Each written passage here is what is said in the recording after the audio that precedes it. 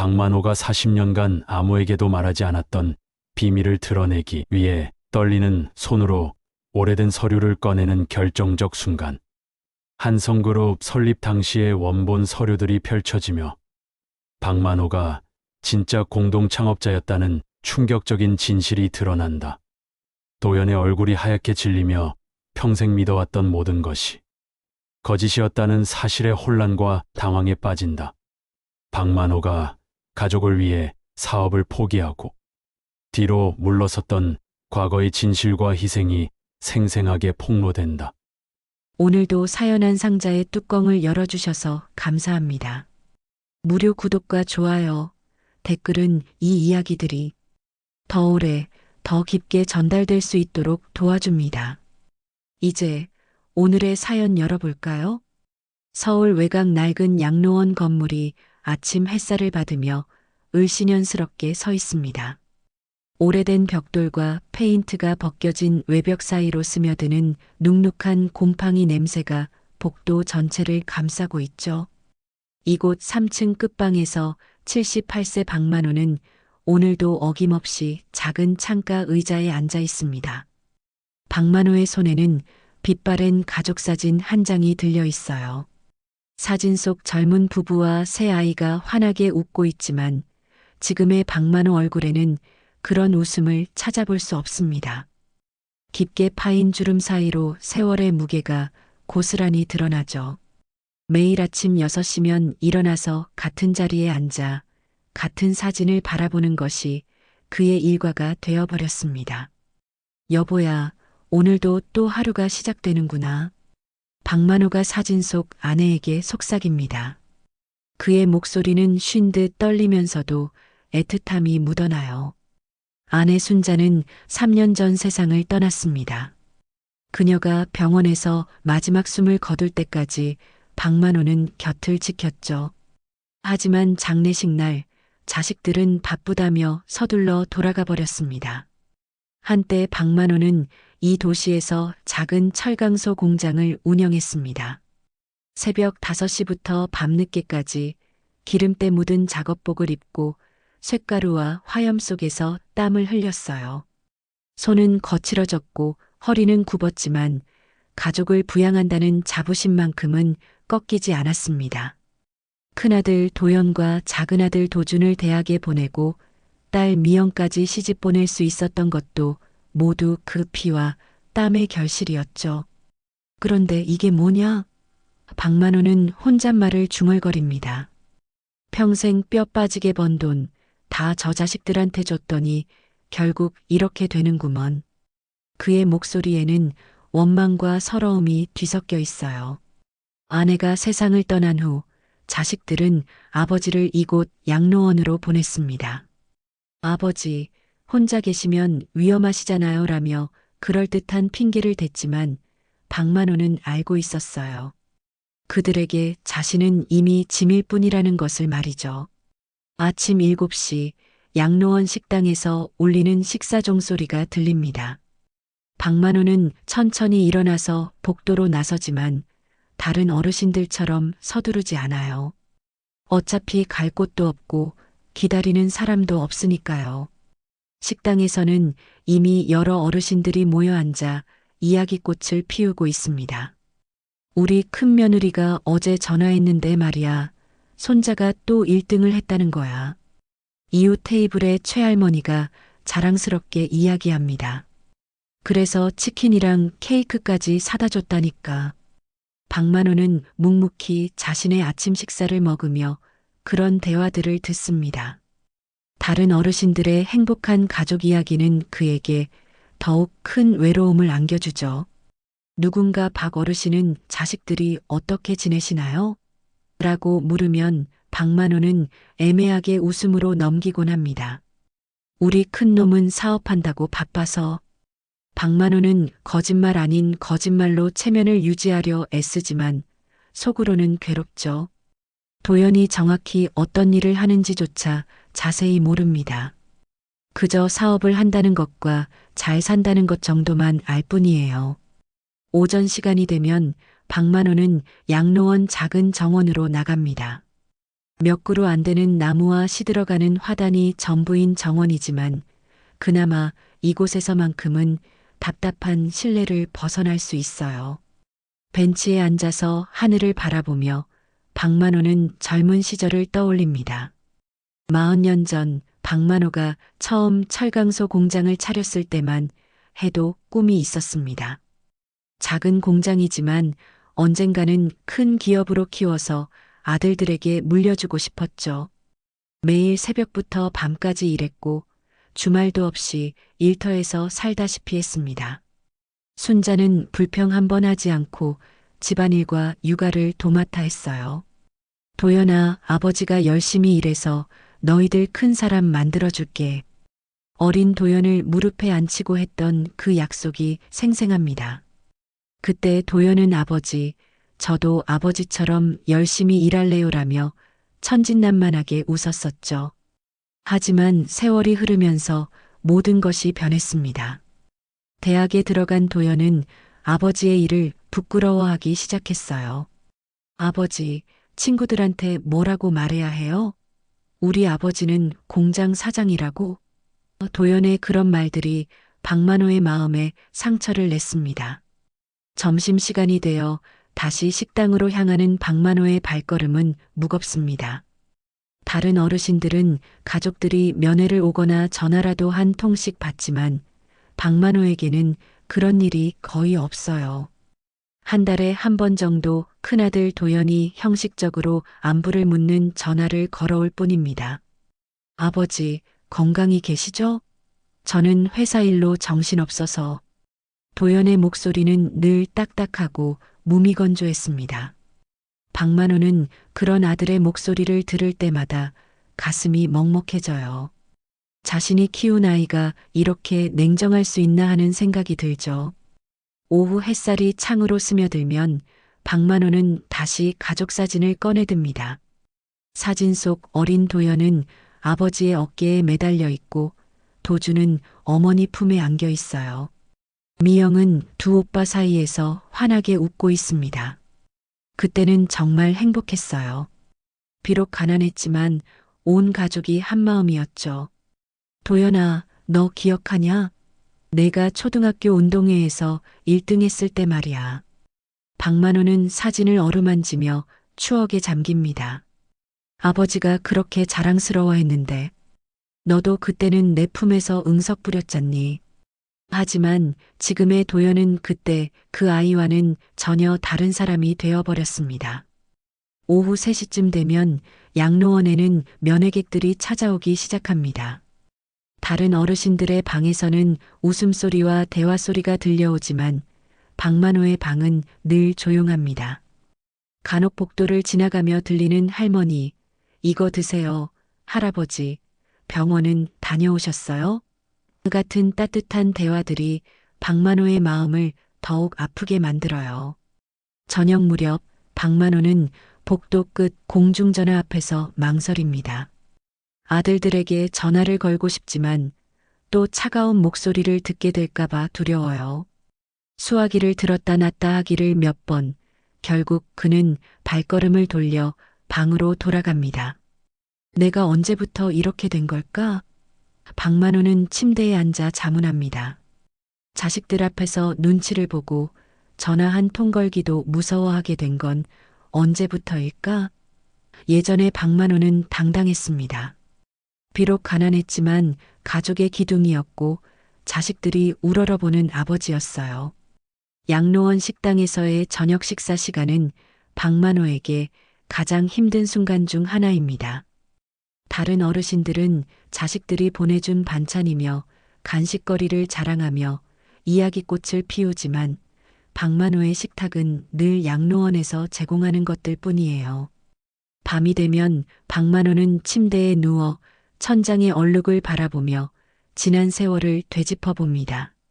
젊은 시절 순자와 처음 만났을 때의 설렘, 처자의 도연을 품에 안았을 때의 벅찬 감정, 공장을 처음 차렸을 때의 희망찬 기분들이 주마등처럼 스쳐 지나갑니다. 특히 박만호가 잊을 수 없는 건 도연이 대학 졸업할 때의 일입니다. 그때 박만호는 공장을 정리하고 도연에게 사업 자금을 마련해 주었어요. 아들아, 이제 내가 우리 가문을 일으켜 세워라라며 평생 모은 돈을 아낌없이 내주었습니다. 도연은 그때 아버지, 감사합니다. 꼭 성공해서 아버지를 편하게 해드릴게요라고 약속했었죠. 하지만 그 약속은 지켜지지 않았습니다. 도연은 성공했지만 아버지를 편하게 해주지는 않았어요. 오히려 거리를 두기 시작했고 점점 만나는 횟수도 줄어들었습니다. 마지막에는 양로원에 맡기는 것으로 모든 책임을 다했다고 생각하는 것 같았어요. 내가 뭘 잘못했나? 박만호는 자문합니다. 자식들을 위해 내 인생을 다 바쳤는데 왜 이렇게 홀로 남겨진 걸까? 그의 눈가에 눈물이 맺힙니다. 하지만 그 눈물마저 누구와 나눌 수 없는 것이 더욱 서럽죠. 이런 날들이 며칠째 계속되던 어느 날, 박만호는 작은 서랍 깊숙이 숨겨둔 것이 있다는 사실을 문득 떠올립니다. 그것은 아무도 모르는 자신만의 비밀이었죠. 하지만 아직은 그것을 꺼낼 때가 아니라고 생각합니다. 밤이 깊어갈수록 양로원은 더욱 적막해집니다. 어딘가에서 들려오는 어르신의 기침소리와 간병인들의 발걸음 소리만이 고요함을 깨뜨릴 뿐이에요. 박만호는 이불을 끌어당기며 다시 한번 가족 사진을 바라봅니다.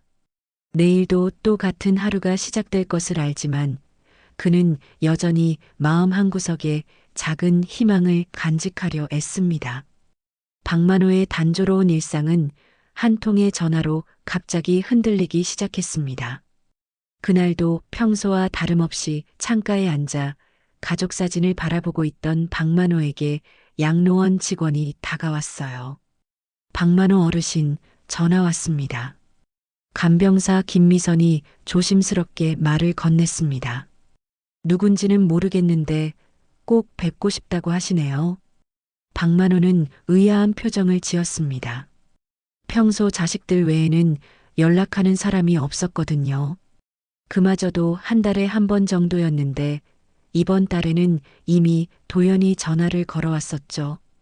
박만호는 천천히 일어나서 복도 끝 공중전화로 향했습니다. 여보세요? 박만호의 목소리는 조심스러웠어요. 안녕하십니까, 박만호 선생님. 저는 법무법인 정의에서 근무하는 변호사 이정민이라고 합니다. 전화기 너머로 젊고 차분한 남성의 목소리가 들려왔습니다. 혹시 내일 오후에 잠깐 뵐 수 있을까요? 변호사라고요? 박만호는 당황했습니다. 무슨 일로 저를 찾으시는 거죠? 전화로는 말씀드리기 어려운 일입니다. 한성그룹과 관련된 중요한 사안이 있어서 직접 뵙고 싶습니다. 한성그룹이라는 말에 박만호의 심장이 크게 뛰었습니다. 그 이름은 요즘 뉴스에서 자주 들을 수 있는 대기업이었어요. 하지만 자신과 무슨 관련이 있다는 건지 도무지 이해할 수 없었습니다. 저는 그런 큰 회사와는 아무 상관없는 사람인데요. 박만호가 머뭇거리며 말했습니다. 그래도 꼭 한번 뵙고 싶습니다. 내일 오후 2시경에 양로원으로 찾아뵙겠습니다. 전화가 끊어진 후 박만호는 한동안 수화기를 든 채로 멍하니 서 있었습니다. 한성그룹이라니 대체 무슨 일일까요? 혹시 도연이와 관련된 일일까 하는 생각도 들었지만 확신할 수는 없었어요. 그날 밤 박만호는 잠을 이룰 수 없었습니다. 한성그룹이라는 이름이 계속 머릿속을 맴돌았어요. 언젠가 뉴스에서 본 기억이 있는데 철강업으로 시작해서 지금은 건설, 유통까지 사업 영역을 넓힌 대기업이었습니다. 그런 회사와 자신이 무슨 관련이 있다는 건지 아무리 생각해도 알 수 없었죠. 다음 날 오후 박만호는 평소보다 일찍 양로원 로비에 내려가 앉아 있었습니다. 다른 어르신들도 박만호의 모습이 평소와 다르다는 것을 눈치챘어요. 박 어르신, 오늘 왜 이렇게 단정하게 차려입으셨어요? 옆자리에 이 할아버지가 물었습니다. 아, 그냥 누가 찾아온다고 해서요. 박만호는 애매하게 대답했습니다. 변호사가 찾아온다는 말은 차마 할 수 없었거든요. 정확히 오후 2시 양로원 입구로 검은색 세단 한 대가 들어왔습니다. 차에서 내린 사람은 정갈한 정장을 입은 30대 중반의 남성이었어요. 그는 두툼한 서류 봉투를 들고 있었습니다. 박만호 선생님이십니까? 젊은 남성이 정중하게 인사했습니다. 저는 어제 전화드린 변호사 이정민입니다. 아, 네. 안녕하세요. 박만호는 어색하게 일어나서 인사를 받았습니다. 이정민 변호사는 주변을 둘러보더니 조용한 곳에서 이야기하자고 제안했습니다. 두 사람은 양로원 한쪽 상담실로 자리를 옮겼어요. 다른 어르신들의 시선이 따가웠지만 박만호는 어쩔 수 없이 따라갔습니다. 먼저 이것부터 보시겠습니까? 이정민이 서류 봉투에서 몇 장의 문서를 꺼내 박만호 앞에 놓았습니다. 한성그룹 박도연 회장님과 관련된 자료입니다. 박만호는 서류를 보는 순간 깜짝 놀랐습니다. 거기에는 자신의 큰아들 도연의 사진이 크게 실려 있었어요. 하지만 그 옆에 적힌 직함을 보고 더욱 놀랐습니다. 한성그룹 회장 박도연이라고 적혀 있었거든요. 이게 무슨 말입니까? 박만호의 손이 떨리기 시작했습니다. 우리 도연이가 한성그룹 회장이라고요? 그럼 정말 모르고 계셨군요. 이정민이 놀란 표정을 지었습니다. 박도연 회장님은 선생님의 아드님이 맞습니까? 박만호는 고개를 끄덕였지만 아직도 믿기지 않았어요. 자신의 아들이 그런 큰 회사의 회장이라니. 그러면 왜 자신을 이런 곳에 그냥 두고 가버린 걸까요? 사실 저희가 선생님을 찾아온 이유는 따로 있습니다. 이정민이 다른 서류를 꺼내며 말했습니다. 한성그룹 창업주이신 박인수 회장님께서 최근에 돌아가셨는데 유언장에 특별한 내용이 있었습니다. 박인수요? 박만호는 그 이름을 처음 들었습니다. 네, 한성그룹을 설립하신 분입니다. 그런데 유언장에 박만호라는 분에게 상당한 재산을 유증한다는 내용이 있었어요. 혹시 박인수 회장님과 아시는 사이였습니까?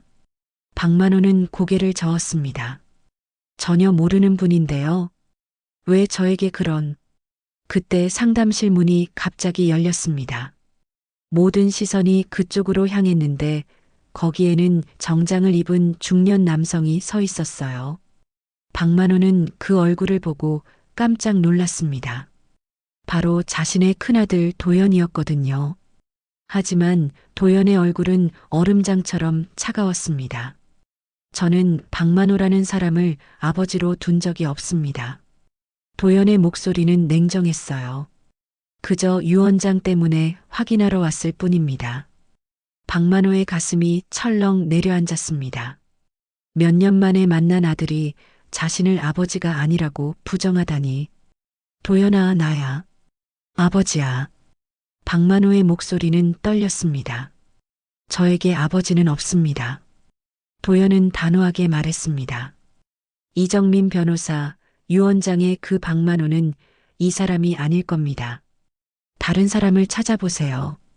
상담실 밖에서는 다른 어르신들과 직원들이 웅성거리기 시작했습니다. 저분이 재벌 아들이었어? 어머나, 그럼 왜 여기 계시는 거야? 그 같은 수군거림이 들려왔어요. 이정민 변호사는 난처한 표정을 지었습니다. 하지만 회장님, 주민등록번호와 모든 신상 정보가 일치합니다. 그리고 이정민이 잠시 머뭇거리더니 또 다른 서류를 꺼냈습니다. 이것도 보시겠습니까? 그 서류에는 한성그룹의 초기 설립 과정에 대한 자료가 있었어요. 그리고 거기에는 박만호의 이름도 적혀 있었습니다. 창업 초기 자금 출자자 명단에 박만호의 이름이 분명히 있었거든요. 도연의 얼굴이 하얗게 질렸습니다. 이건 이건 뭡니까? 박만호도 그 서류를 보고 깜짝 놀랐습니다. 수십 년 전의 일이라 기억이 흐릿했지만 분명히 자신이 젊은 시절에 어떤 사업에 돈을 댄 적이 있었어요. 하지만 그것이 지금의 한성그룹과 관련된 일이었다니. 혹시 기억나시는 게 있으십니까? 이정민이 박만호에게 물었습니다. 박만호는 머릿속을 정리하려 애썼습니다.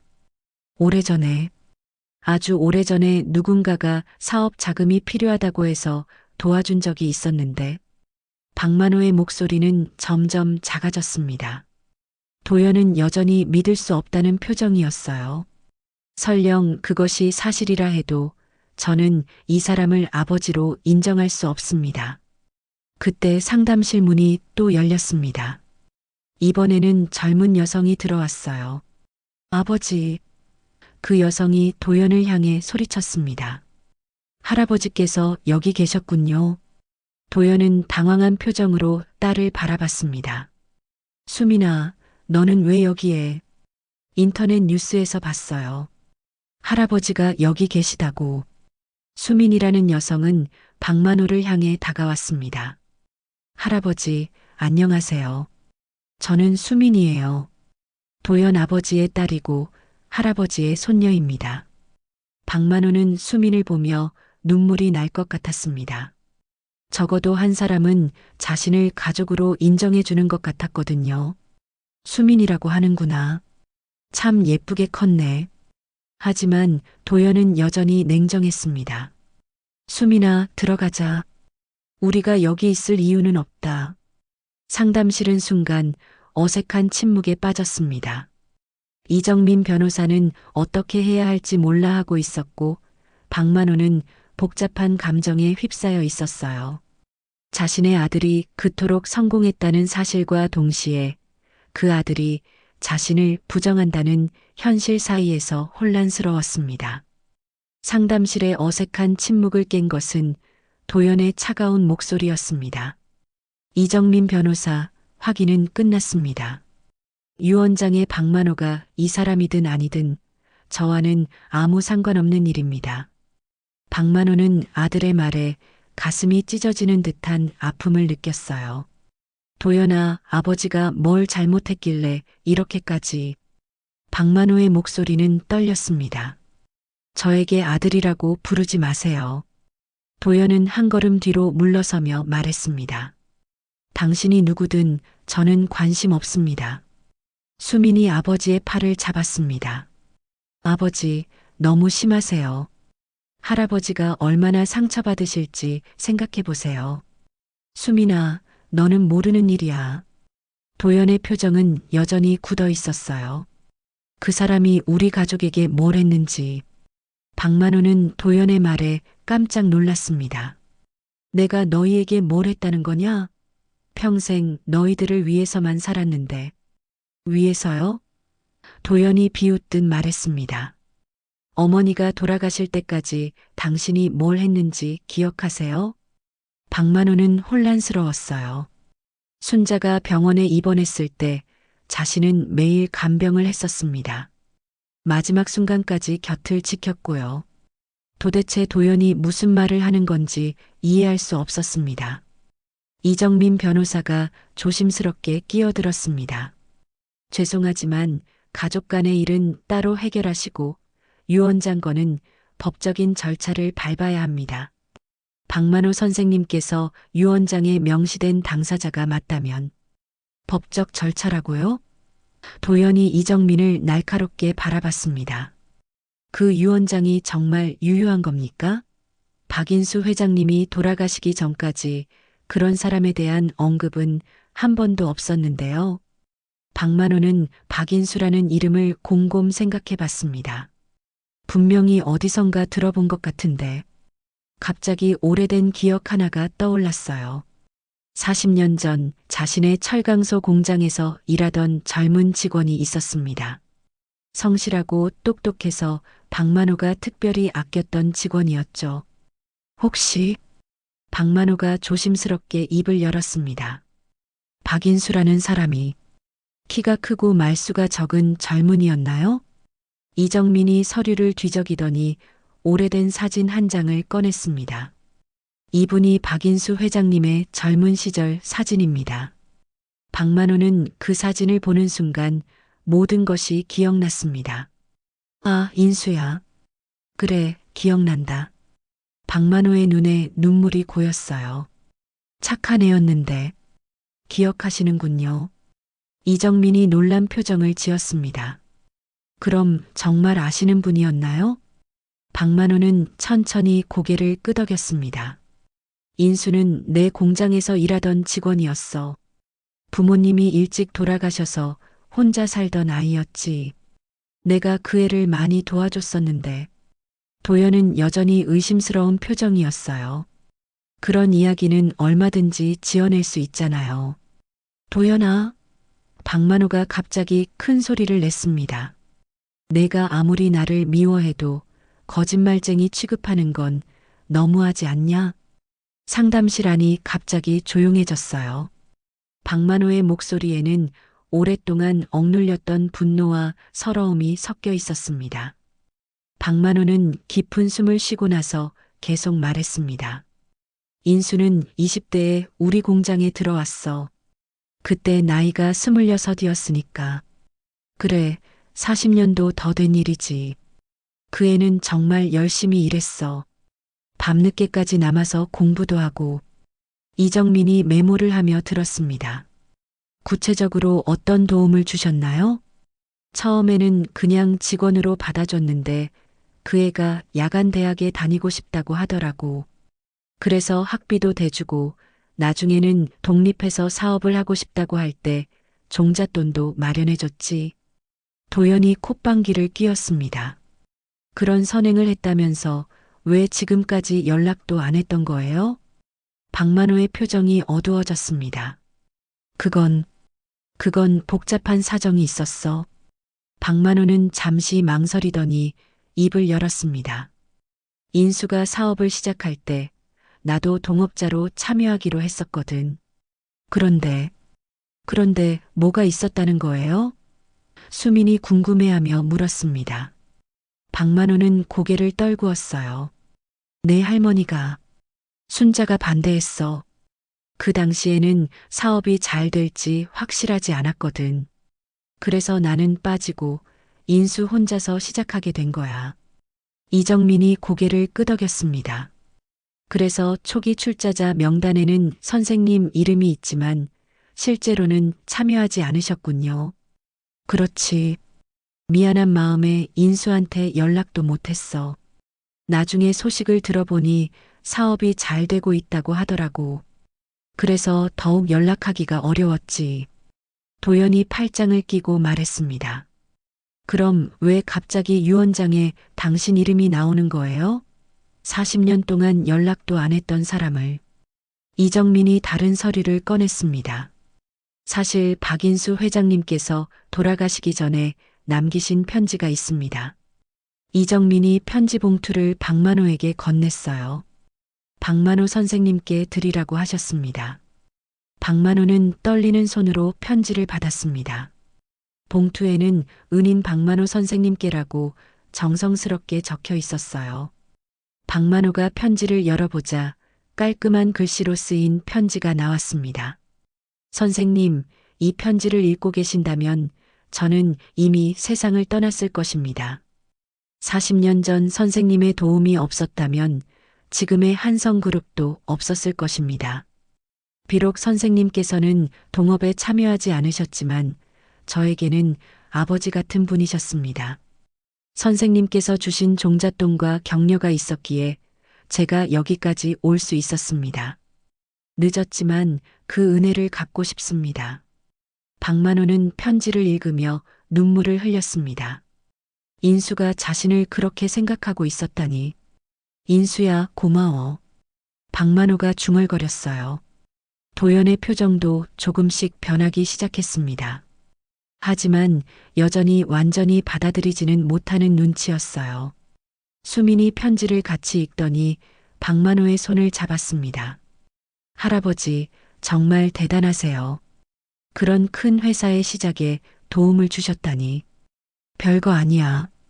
박만호가 손사래를 쳤습니다.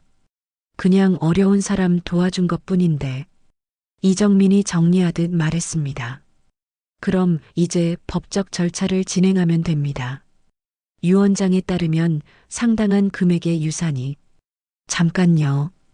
도연이 갑자기 끼어들었습니다. 그 유산이 얼마나 되는 건가요?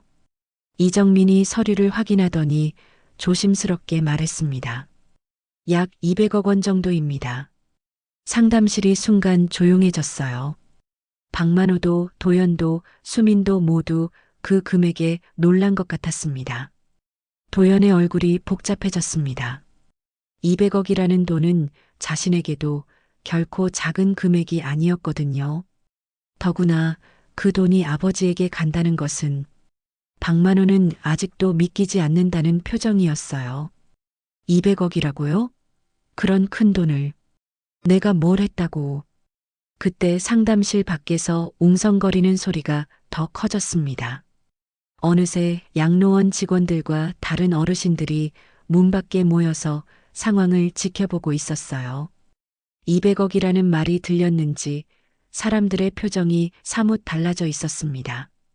상담실 밖의 웅성거림이 점점 커지자 이정민 변호사가 문을 닫으며 말했습니다. 일단 오늘은 여기서 정리하고 법적 절차는 차근차근 진행하겠습니다. 며칠 후에 다시 연락드리겠습니다. 도연은 아무 말 없이 상담실을 나갔고 수민이 박만호에게 할아버지, 몸 조심하세요라고 인사한 후 아버지를 따라갔습니다. 박만호는 혼자 남겨진 채로 멍하니 앉아 있었어요. 그날 저녁 양로원 식당은 그 어느 때보다 시끄러웠습니다. 박만호가 나타나자 모든 시선이 그에게 집중됐어요. 박 어르신, 정말 200억을 받으시는 거예요? 옆 테이블의 최 씨 할머니가 흥미진진한 표정으로 물었습니다. 아이고, 그런 돈이 어디 있어요. 박만호는 손사래를 치며 자리에 앉았습니다. 하지만 사람들의 시선은 여전했어요. 평소 조용했던 박만호가 갑자기 화제의 중심이 되자 어떤 이들은 부러워하고 어떤 이들은 의심스러워했습니다. 그런데 진짜 재벌 아들이었으면 왜 여기 계시는 거예요? 이웃방의 김할아버지가 날카롭게 물었습니다. 자식이 그렇게 잘 살면서. 박만호는 대답할 말이 없었어요. 자신도 이해할 수 없는 상황이었거든요. 다음 날 아침 양로원 앞에는 예상치 못한 광경이 펼쳐졌습니다. 여러 대의 취재진 차량이 주차되어 있고 기자들이 카메라를 들고 대기하고 있었어요. 저기 나오신다. 한 기자가 소리치자 박만호를 향해 플래시가 터졌습니다. 박만호 선생님, 한성그룹과의 관계에 대해 한 말씀 해주세요. 아드님인 박도연 회장과는 어떤 사이입니까? 기자들의 질문이 쏟아졌지만 박만호는 당황해서 아무 말도 할 수 없었어요. 양로원 직원들이 나와서 기자들을 막았지만 상황은 이미 통제 불가능해 보였습니다. 양로원 원장 정미숙이 박만호를 사무실로 불러들였습니다. 박 어르신, 이거 어떻게 된 일입니까? 아침부터 기자들이 몰려와서 난리가 났어요. 저도 모르겠어요, 원장님. 어제까지만 해도 조용했는데. 박만호는 당황한 표정이었습니다. 그런데 정말 한성그룹 회장이 어르신 아드님이에요? 정미숙의 눈빛이 예전과 달랐어요. 평소 무관심했던 그녀가 갑자기 관심을 보이기 시작한 거죠. 그런 것 같기는 한데 박만호는 여전히 확신하지 못했습니다. 정미숙의 태도가 급격히 바뀌었어요. 어머, 그럼 진작 말씀하시지 그러셨어요. 우리 양로원에 그런 귀한 분이 계셨다니. 박만호는 원장의 갑작스러운 변화에 어리둥절했습니다. 평소 형식적인 인사만 주고받던 원장이 갑자기 이렇게 친근하게 대하다니. 한편 한성그룹 본사에서는 비상이 걸렸습니다. 도연은 비서실장 강민수를 불러들였어요. 언론에 어떻게 흘러나간 거야? 도연의 목소리는 차갑기 그지없었습니다. 죄송합니다. 어제 양로원에서 있었던 일이 누군가에 의해 새어나간 것 같습니다. 강민수가 고개를 숙였어요. 바로 대응해. 그리고 그 양로원에 있는 사람. 더 이상 언론에 노출되지 않도록 조치해. 어떤 식으로 하시겠습니까? 도연은 잠시 생각하더니 차갑게 말했습니다. 내가 직접 처리하겠어. 그 시각 양로원에서는 다른 어르신들 사이에서 박만호에 대한 이야기가 계속되고 있었습니다. 그런데 이상하지 않아요? 아들이 그렇게 잘 살면서 아버지를 양로원에? 김할머니가 의심스럽게 말했습니다. 맞아요. 뭔가 숨기는 게 있는 것 같아요. 다른 어르신이 맞장구 쳤어요. 반면 어떤 이들은 부러워했습니다. 아이고, 역시 돈 있는 자식 둔 게 달라. 이제 200억이나 받는다니. 박만호는 이런 시선들이 부담스러웠어요. 평소 조용히 지내던 양로원 생활이 갑자기 시끄러워졌거든요. 더군다나 사람들의 태도가 하루아침에 바뀐 것도 불편했습니다. 점심시간이 되자 정미숙 원장이 직접 박만호의 테이블에 와서 앉았습니다. 박 어르신, 식사는 맛있게 하고 계세요? 혹시 불편한 거 있으면 언제든 말씀하세요. 아, 네. 괜찮습니다. 박만호는 어색해했어요. 그런데 어르신, 혹시 다른 양로원으로 옮기실 생각은 없으세요? 아드님이 그렇게 성공하셨는데. 정미숙의 말에는 다른 의도가 숨어 있는 것 같았어요. 박만호는 고개를 저었습니다. 여기가 편해요. 굳이 옮길 필요는. 아, 그런 게 아니라. 정미숙이 주변을 둘러보더니 목소리를 낮췄습니다. 사실 다른 어르신들이 좀 신경 쓰이시잖아요. 그리고 기자들도 계속 올 것 같고. 그때 식당 입구로 낯선 남성이 들어왔습니다. 정장을 입은 그는 박만호를 찾아 다가왔어요. 박만호 선생님이십니까? 저는 한성그룹에서 나왔습니다. 박만호는 놀라서 일어났습니다. 한성그룹에서요? 네, 회장님 명령으로 왔습니다. 잠깐 이야기 좀 나눌 수 있을까요?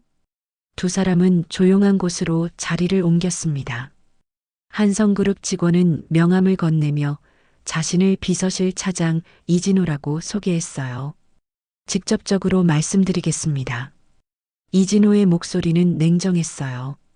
더 이상 언론에 나오시면 안 됩니다. 회장님께서 원하지 않으세요. 박만호는 당황했습니다. 저는 아무것도 한 게 없는데요. 기자들이 알아서. 그렇다고 하더라도 앞으로는 조심하셔야 합니다. 한성그룹은 상장회사고 이런 일들이 주가에 영향을 줄 수 있거든요. 박만호는 아들이 자신을 그렇게 생각한다는 사실에 상처받았어요. 도연이가 아들이 그렇게 말했다는 거예요? 회장님께서는 분명히 하셨습니다. 박만호라는 분과는 아무 관계가 없다고요. 그 말에 박만호의 가슴이 무너져 내렸습니다. 이제야 도연의 진심을 알 것 같았어요. 자신의 존재 자체가 아들에게는 부담이고 방해가 되는 것이었습니다. 알겠습니다. 박만호가 힘없이 말했습니다. 이진호가 자리에서 일어나며 마지막으로 덧붙였습니다. 그리고 혹시 유 원장 건도 잘 생각해 보시기 바랍니다. 받지 않는 것도 방법이니까요. 그 말을 듣고 박만호는 깨달았습니다. 도연이 그 유산마저 포기하기를 바라고 있다는 것을 말이에요. 저녁이 되자 양로원은 더욱 시끄러워졌습니다. 낮에 있었던 일들이 소문으로 퍼지면서 박만호를 바라보는 시선들이 더욱 복잡해졌어요. 역시 뭔가 숨기고 있었네요. 김할아버지가 비꼬듯 말했습니다. 아들이 아버지를 부정한다니 그럼 그 이유가 있겠죠. 다른 어르신이 거들었어요. 박만호는 자신의 방으로 돌아가서 침대에 앉았습니다. 하루아침에 모든 것이 변해버렸어요. 평온했던 양로원 생활도 사람들의 시선도 심지어 아들과의 관계마저도 창밖으로 보이는 기자들의 차량들이 아직도 떠나지 않고 있었습니다.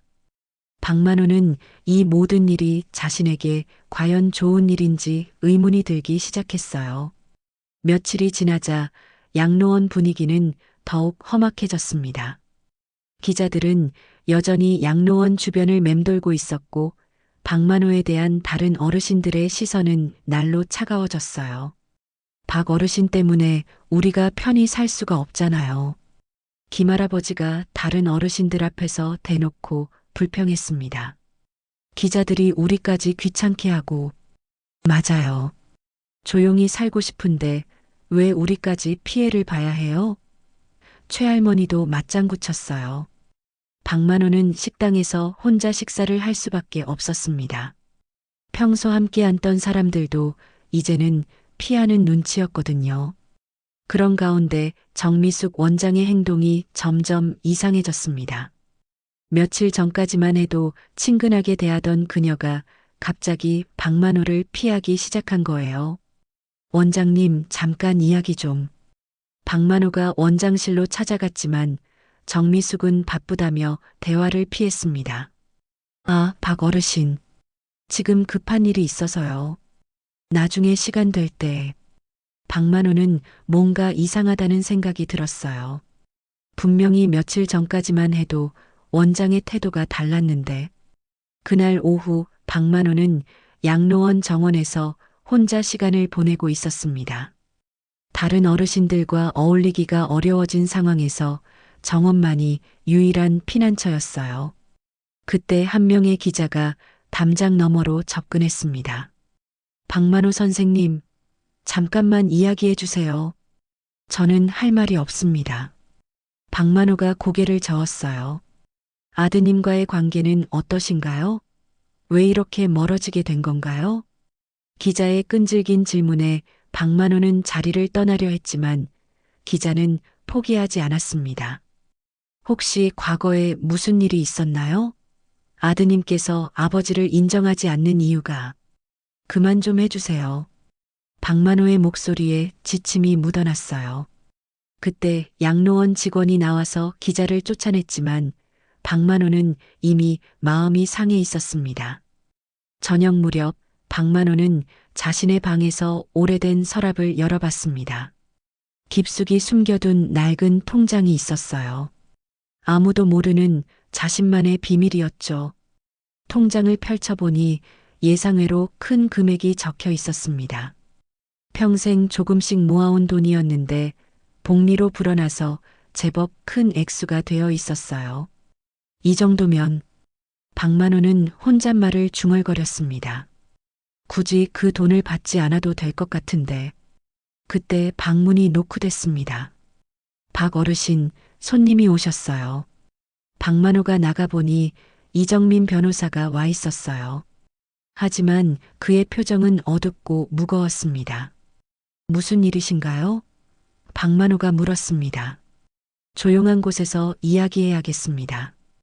이정민의 목소리는 평소보다 낮았어요. 두 사람은 상담실로 자리를 옮겼습니다. 이정민은 서류 봉투를 열어서 몇 장의 문서를 꺼냈어요. 안 좋은 소식입니다. 이정민이 심각한 표정으로 말했습니다. 박인수 회장님의 유언장에 대해 이의 신청이 들어왔습니다. 이의 신청이요? 네, 한성그룹 측에서 유언장이 조작되었을 가능성이 있다며 법적 검토를 요구했습니다. 박만호는 당황했어요. 그럼 제가 받기로 한 그 돈은 일단 법적 분쟁이 해결될 때까지는 동결됩니다. 그리고 이정민이 망설이더니 계속 말했습니다. 더 심각한 문제가 있습니다. 무슨 문제요?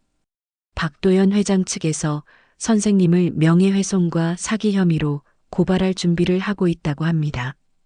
박만호는 믿을 수 없었어요. 사기라고요? 내가 뭘 속였다는 거예요? 박인수 회장님과의 관계를 과장해서 유산을 가로채려 했다는 내용입니다. 그 순간 박만호는 모든 것을 이해했습니다. 도연이 자신을 완전히 제거하려고 하는 것이었어요. 아버지라는 존재 자체를 지우고 싶어 하는 거죠. 그 사람이 도연이가 정말 그런 말을 했나요? 박만호의 목소리는 떨렸습니다. 이정민이 고개를 끄덕였어요. 죄송합니다. 제가 더 조심스럽게 진행했어야 했는데. 박만호는 자리에서 일어났습니다. 변호사님, 수고 많으셨어요. 이제 그만하겠습니다. 그만한다고요? 유산도 포기하고 모든 것을 정리하겠습니다. 더 이상 이런 일로 괴로워하고 싶지 않아요. 이정민이 놀란 표정을 지었습니다. 하지만 선생님께는 정당한 권리라고요? 박만호가 쓸쓸하게 웃었어요. 내 아들이 나를 사기꾼 취급하는데 무슨 권리가 있겠어요? 그날 밤 박만호는 잠을 이룰 수 없었습니다. 평생 자식들을 위해 살아왔는데 결국 이런 취급을 받게 되다니 가슴이 찢어질 것 같았어요. 다음 날 아침 더 충격적인 일이 벌어졌습니다. 인터넷 뉴스에 박만호에 대한 자세한 기사가 올라온 거예요. 재벌 총수 아버지라고 주장하는 양로원 노인, 사실은 관계없는 사람? 기사에는 박만호의 과거에 대한 정보들이 상세히 나와 있었습니다. 그런데 그 내용 중 일부는 사실과 다르게 왜곡되어 있었어요. 더 놀라운 것은 기사의 정보원이었습니다. 양로원 관계자의 증언이라고 되어 있었는데 그 내용을 보니 정미숙 원장이 제공한 것 같았어요. 평소 허풍을 좋아하시고 자주 과장된 이야기를 하셨다는 내용까지 있었습니다. 박만호는 배신감에 휩싸였습니다. 원장이 자신의 개인정보를 언론에 흘린 것 같았거든요. 아마도 한성그룹에서 압력을 넣었거나 아니면 돈을 받았을 수도 있었죠. 오후에 박만호는 원장실로 찾아갔습니다. 원장님, 이게 무슨 일입니까?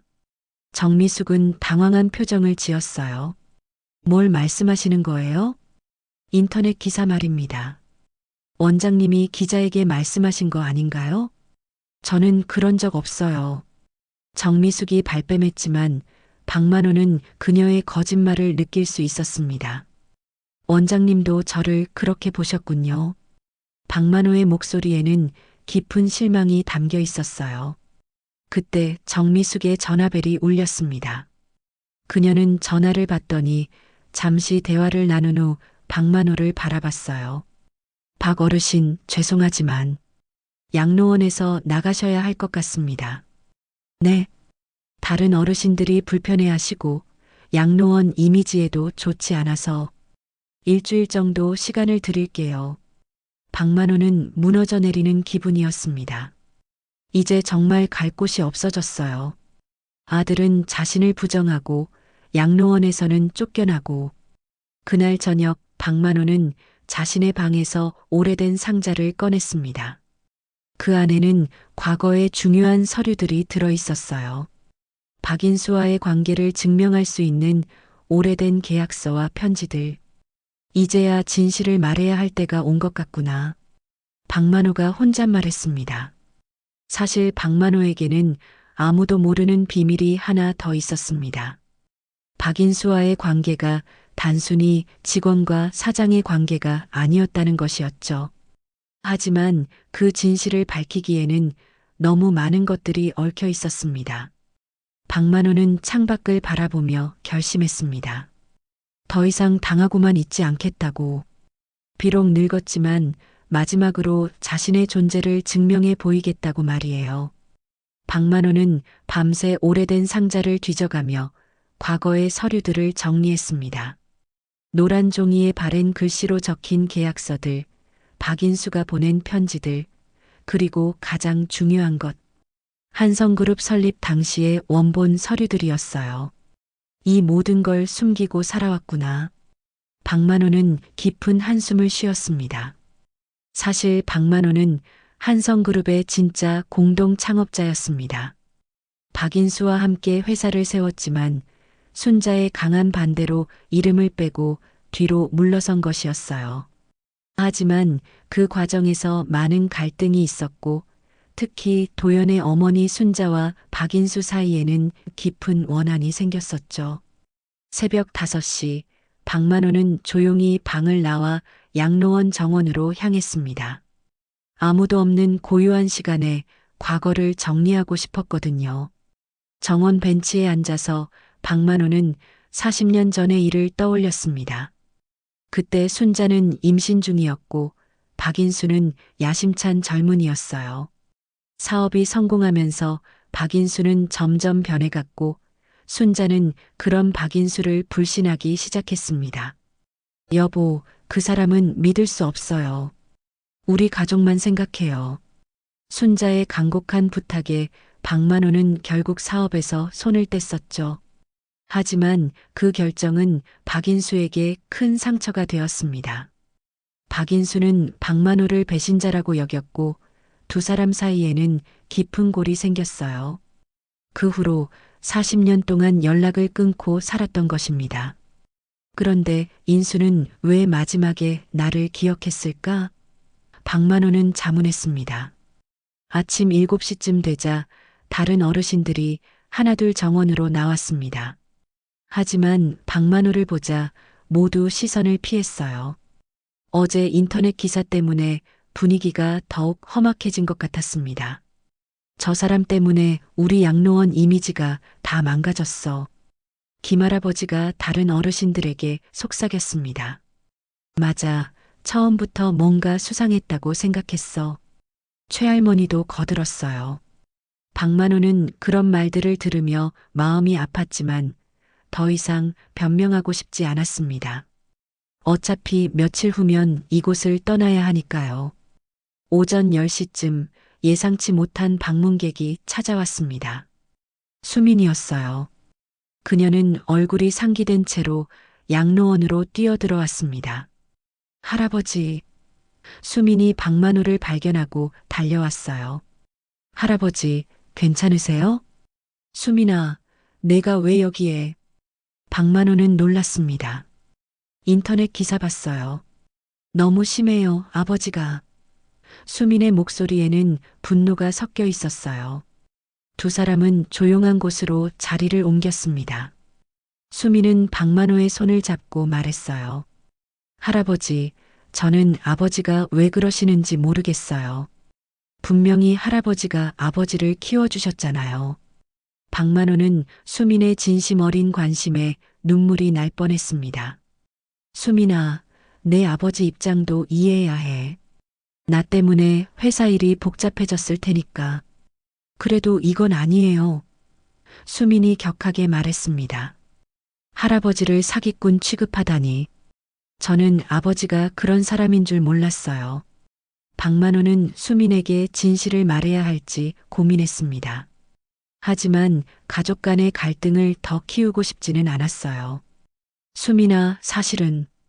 박만호가 말을 시작하려던 순간 수민의 전화벨이 울렸습니다. 네, 아버지. 네, 지금 할아버지랑 있어요. 뭐라고요? 수민의 표정이 점점 굳어졌어요. 전화를 끊은 수민이 박만호를 바라봤습니다. 할아버지, 아버지가 저를 당장 집으로 오라고 해요. 할아버지와 만나지 말라고. 박만호는 쓸쓸하게 웃었어요. 그럼 가거라.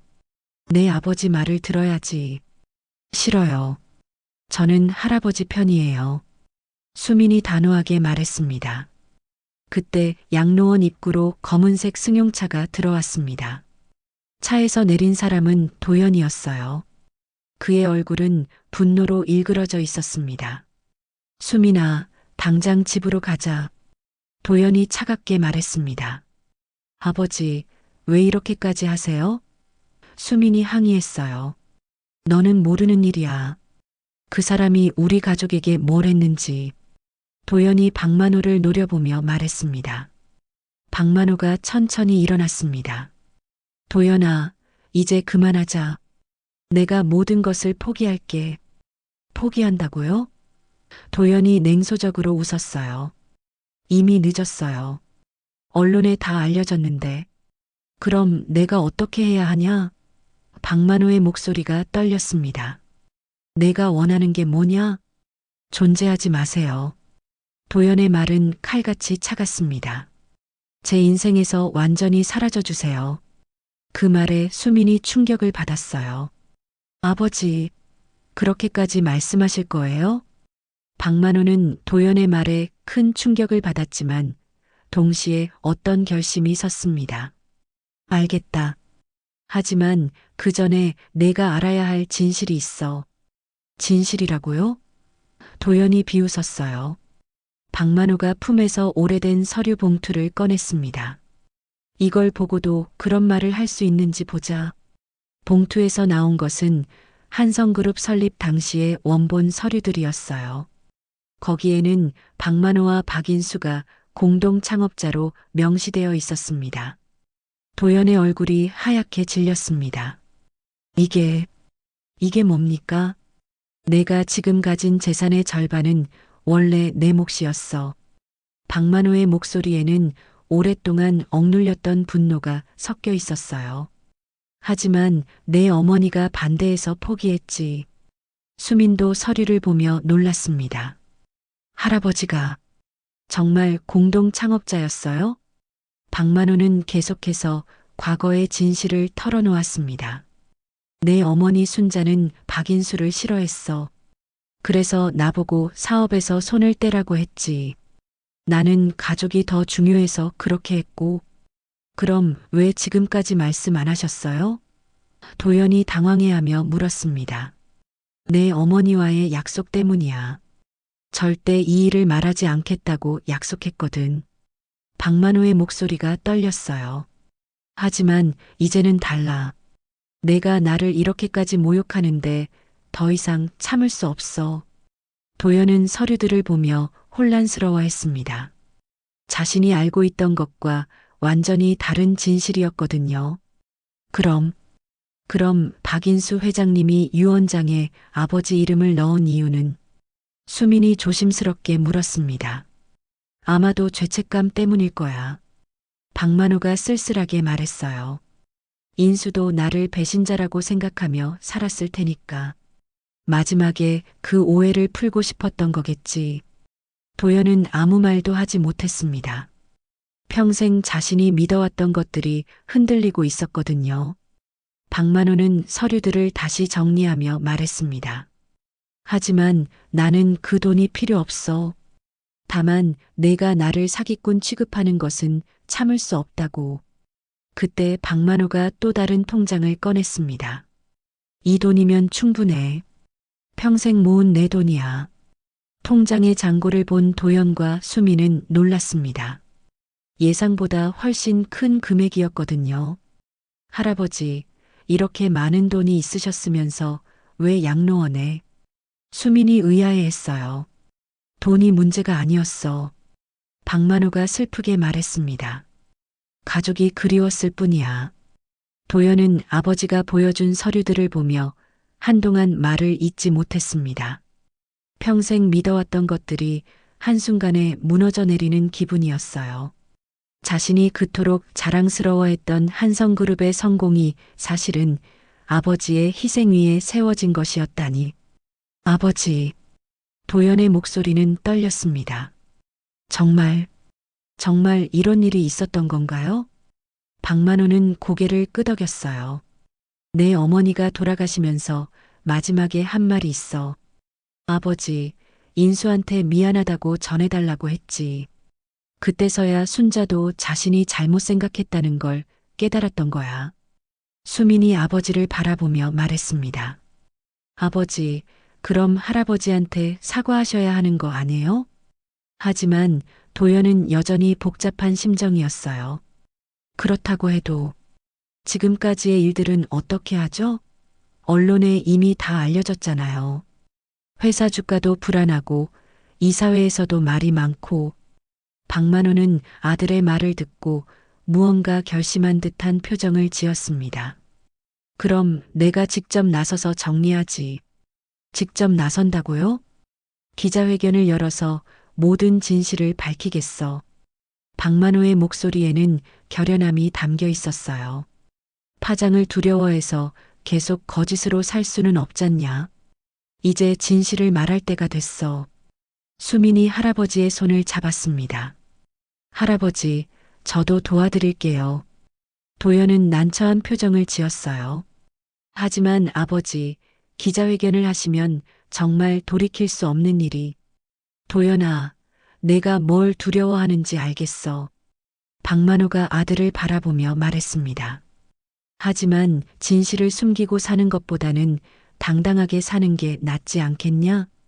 그로부터 이틀 후 서울 시내 한 호텔 대회의실에서 기자회견이 열렸습니다. 박만호는 휠체어에 앉아 있었는데 나이에 비해 의외로 당당한 모습이었어요.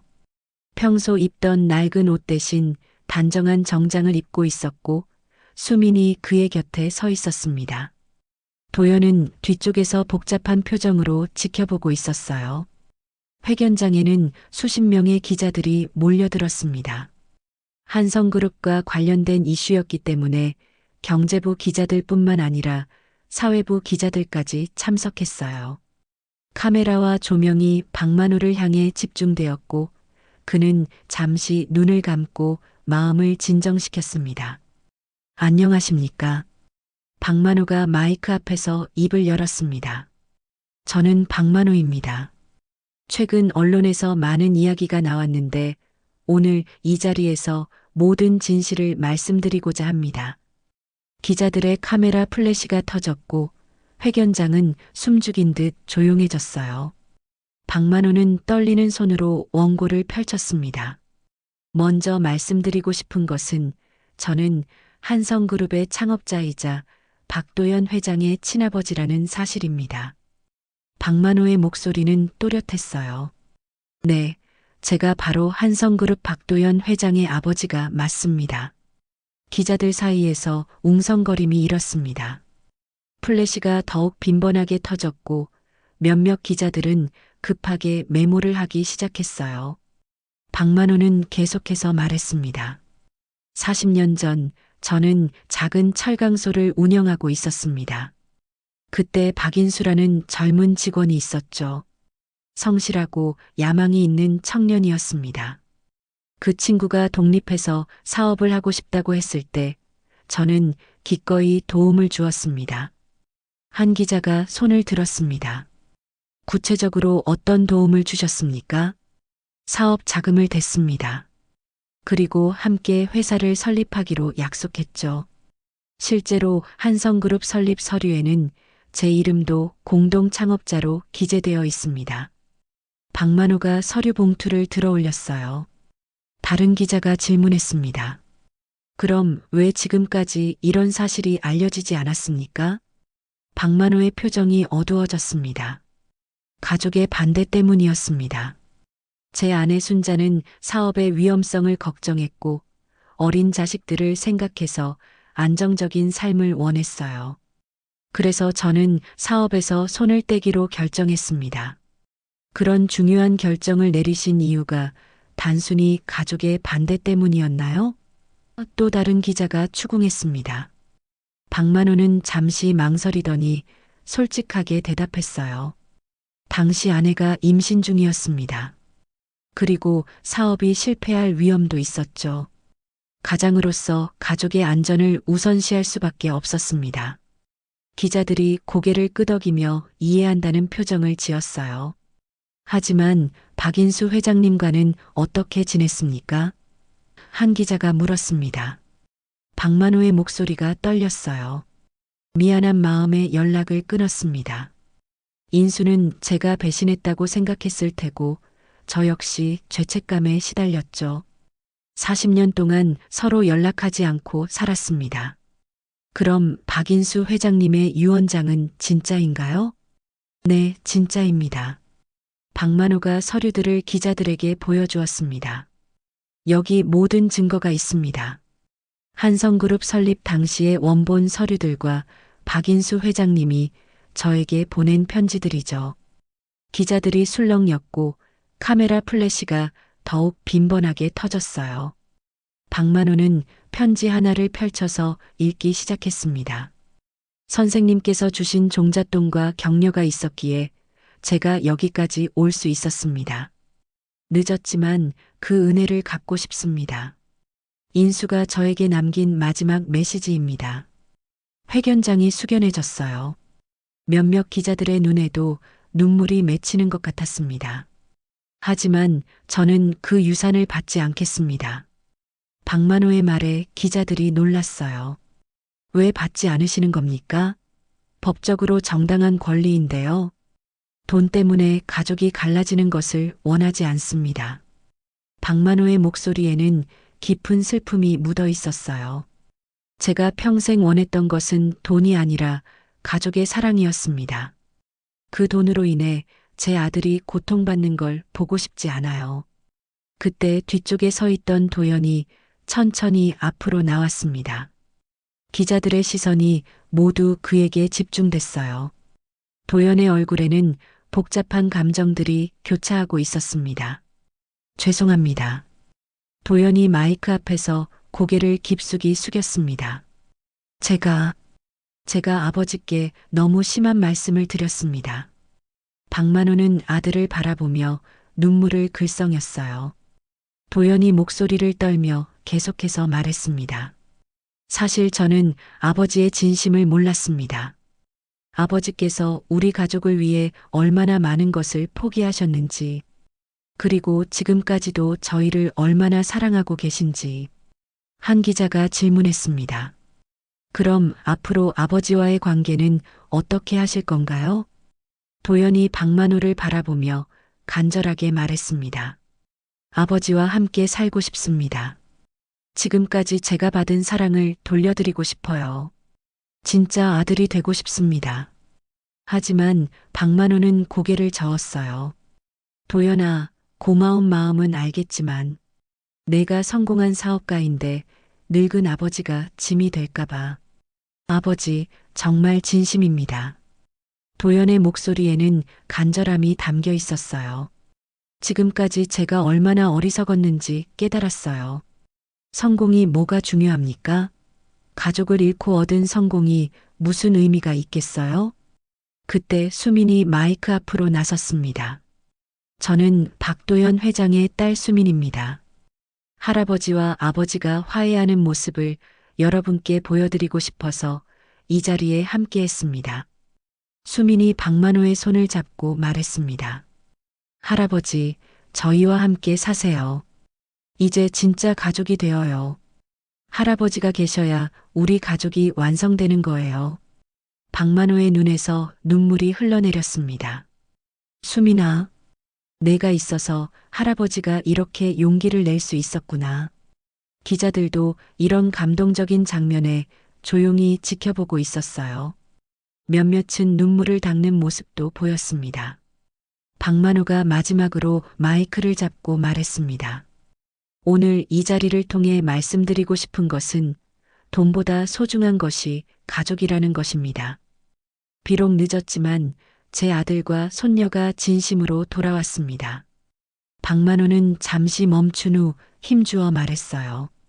박인수 회장님께서 남겨주신 유산은 사회에 환원하겠습니다. 가정이 어려운 노인분들을 위한 복지시설을 만드는데 사용하고 싶습니다. 저처럼 가족과 떨어져 외롭게 사시는 어르신들이 따뜻하게 지낼 수 있는 곳을 만들겠습니다. 기자들이 박수를 쳤고 도연도 감동받은 표정으로 박수를 보냈어요. 수미는 할아버지와 아버지 사이에서 두 사람의 손을 잡으며 눈물을 흘렸습니다. 기자회견이 끝난 후 세 사람은 조용한 휴게실로 자리를 옮겼습니다. 아버지, 정말 죄송합니다. 도연이 다시 한번 진심으로 사과했어요. 아버지를 양로원에 모신 것도 차갑게 대한 것도 모든 게 제 잘못이었습니다. 박만호가 아들의 어깨를 토닥였습니다. 이제 됐다. 과거 일은 잊자. 앞으로가 더 중요해. 수민이 두 사람 사이에서 말했습니다. 이제 우리 모두 함께 살아요.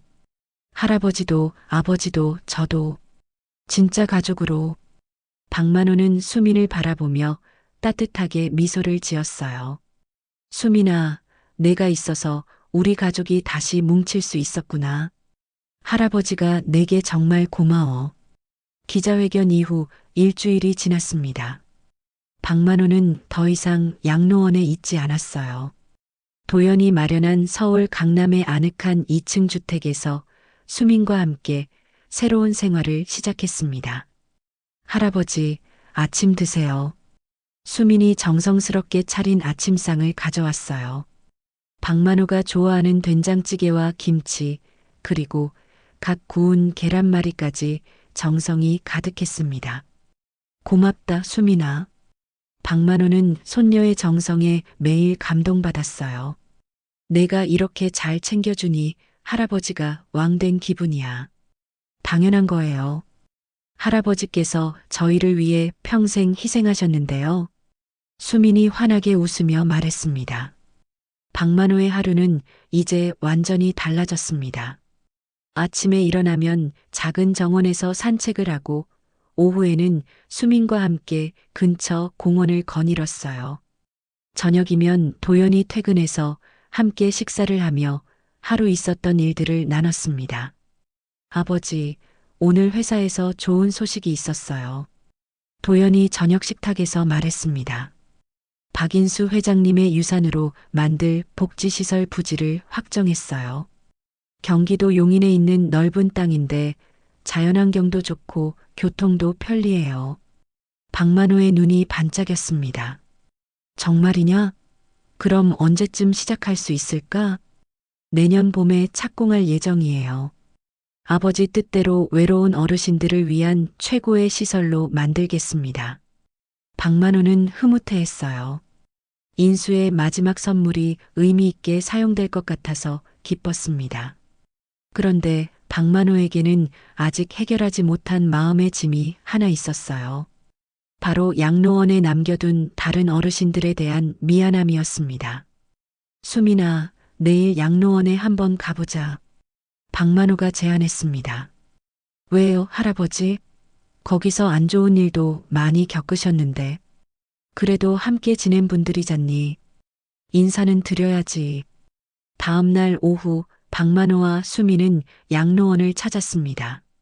정미숙 원장은 박만호를 보자 어색한 표정을 지었어요. 박 어르신, 어떻게 오셨어요? 인사드리러 왔어요. 그동안 신경 써주셔서 감사했습니다. 박만호가 정중하게 말했지만 원장은 여전히 불편해 보였어요. 다른 어르신들의 반응은 완전히 달라져 있었습니다. 예전에 박만호를 의심하던 김할아버지가 먼저 다가왔어요. 박 어르신, 정말 죄송했습니다.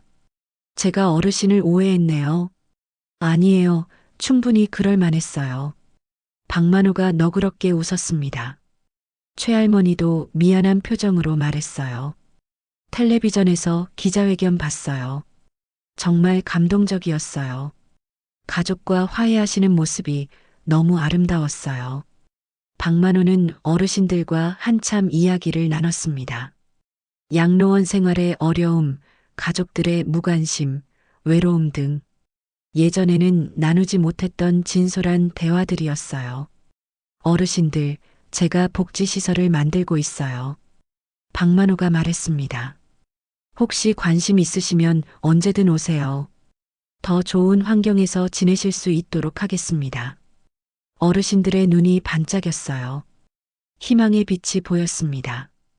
양로원을 나서면서 박만호는 마음이 한결 가벼워졌어요. 과거의 아픈 기억들도 이제는 새로운 시작을 위한 밑거름이 된 것 같았습니다.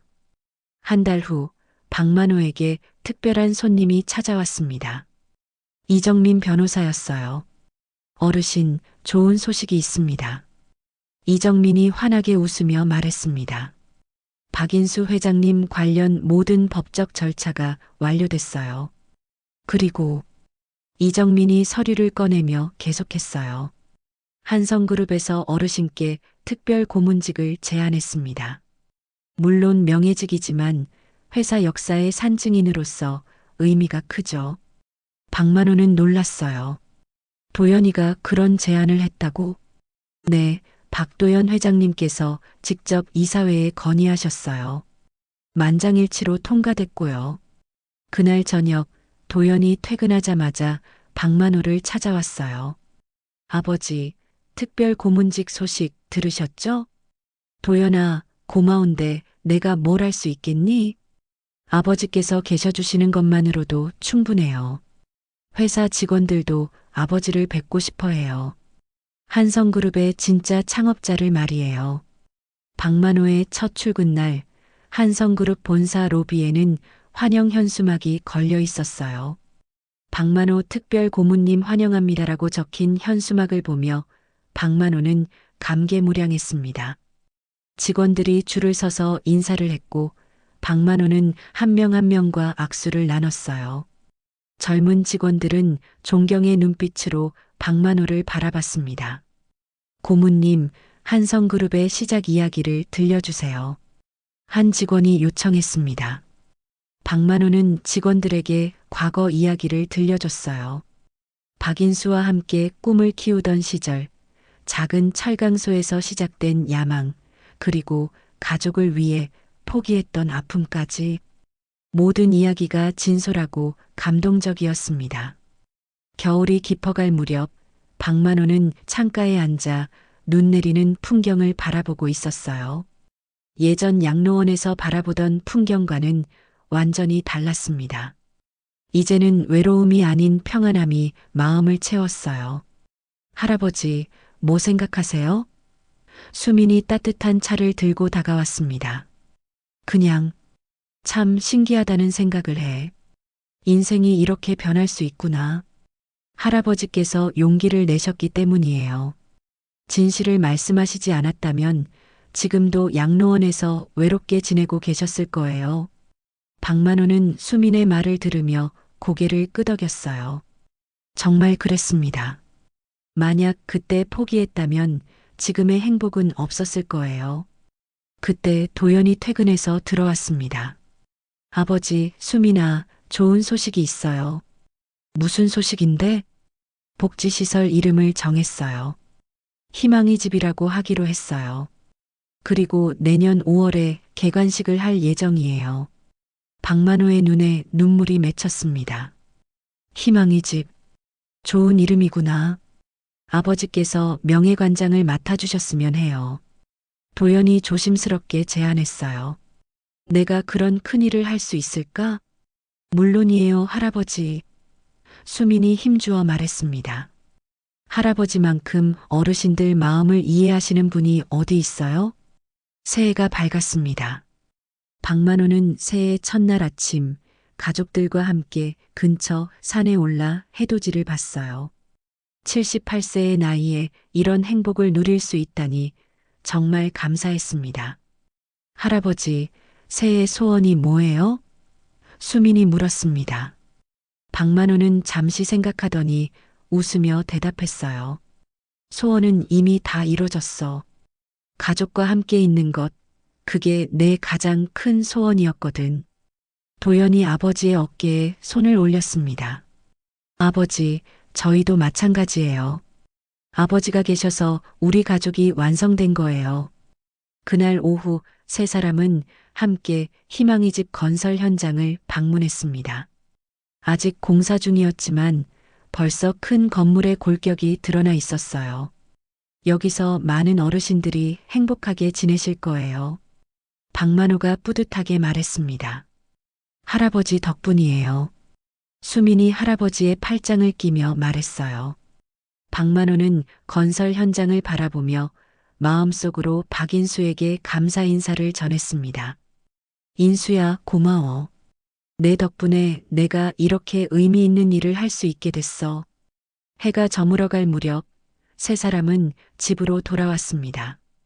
박만호는 다시 창가에 앉아 노을을 바라봤어요. 하지만 이제는 혼자가 아니었습니다. 수민이 옆에 앉아 있고 도연이 뒤에서 어깨를 마사지해주고 있었어요. 버려진 인생이라고 생각했는데 박만호가 혼잣말처럼 중얼거렸습니다. 결국 사랑은 다른 모습으로 돌아오는구나.